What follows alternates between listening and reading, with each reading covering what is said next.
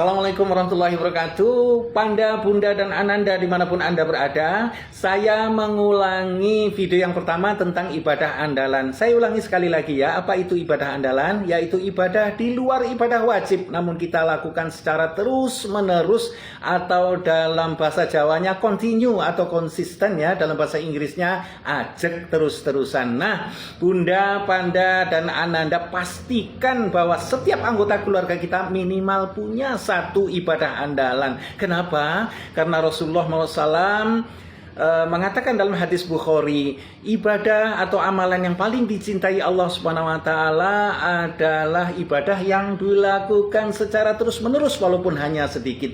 Nah, Panda, Bunda, dan Ananda, lakukanlah semampu Anda, dimulai dari hal yang sederhana. Misalkan ketika mau berangkat kerja ya, kita wudhu terlebih dahulu kemudian baca doa. Nah, kita tidak pernah tahu di jalan akan terjadi apa. Jika sesuatu terjadi hal yang buruk, maka kita sudah suci, setidaknya suci dari hadas. Kemudian ketika sampai di tempat dan batal, usahakan diulang kembali wudunya. Atau ibadah yang lain, misalkan kita baca Quran secara kontinu setiap ba'da maghrib, ba'da isya, atau ba'da subuh. Atau kita melakukan sholat di sepertiga malam dengan sholat witirnya ya, dan atau duha di pagi hari ya, atau ibadah-ibadah yang lain. Misalnya pada setiap hari Jumat kita mempunyai kemampuan, bagilah sebagian kemampuan dari kita itu kepada orang yang membutuhkan. Banyak sekali setiap amalan baik, setiap ibadah apabila kita lakukan dengan niat ikhlas dan kemudian mengikuti